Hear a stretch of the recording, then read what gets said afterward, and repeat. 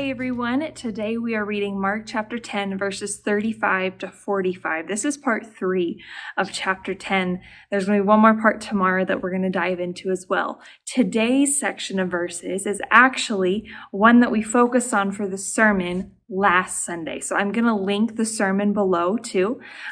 Feel free to take a look at it where Pastor Paul gives some more expansive comments on it. But for right now, we are going to just do a brief overview of it. Where verse 35 picks up is that Jesus has just predicted his death for the third time, and he goes into the specifics of what's going to happen to him when he dies. Right away, though, it says, Then James and John, the sons of Zebedee, came over and spoke to him. Teacher, they said, we want you to do us a favor. What is your request? He asked. They replied, When you sit on your glorious throne, we want to sit in places of honor next to you, one on your right and the other on your left. So as if that response wasn't as forward as it could be, they respond to something that Jesus talks about his death in a completely tone-deaf manner. And they automatically go selfishly to think about themselves and think about their status and their honor and their glory. And it's pretty evident that their idea of power and their idea of status and leadership is far different than what Jesus has in mind when he thinks of leadership, when he thinks of status and power. Now, Jesus goes on to talk about how to kind of give them a sly sort of answer, but not really sly. Jesus isn't sly, and says, Can you drink from the cup of suffering that I'm going to drink from? And are you baptized from the same place that I am baptized with? And they confirm, yes, we will drink from the same cup of suffering. Do they really know what that means? Not so much, but they were like, yes, we can do this. But then Jesus brings it back and he declares in his mind what is status, what is power, what is leadership to him.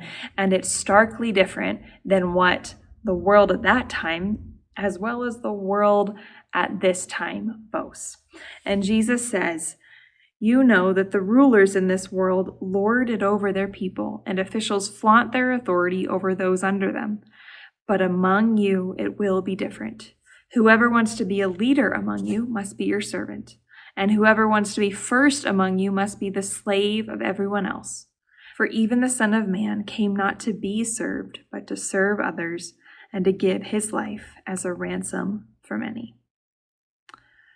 So if James and John's question from earlier didn't seem tone deaf already, it for sure looks pretty silly now. Jesus is setting up a completely different way to look at leadership, to look at status, to look at power than the world offers. He says, in order to be a leader, in order to be first, you must become last. You must humble yourself to the point of a servant.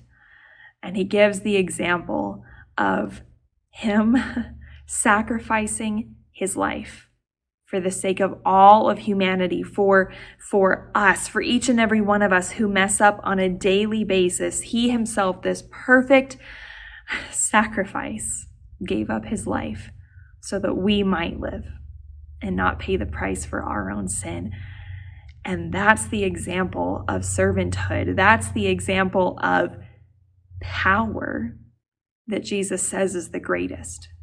And so we need to forget the world's view of power and status and leadership and instead look to Jesus as the ultimate example for what it means to lead, and that is to be a servant.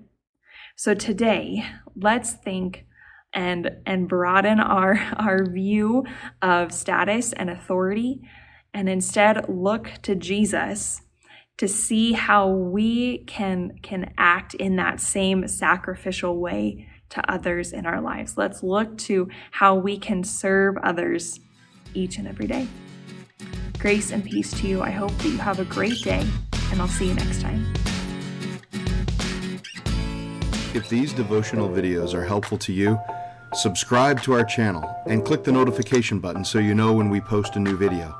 And of course, please share them with others.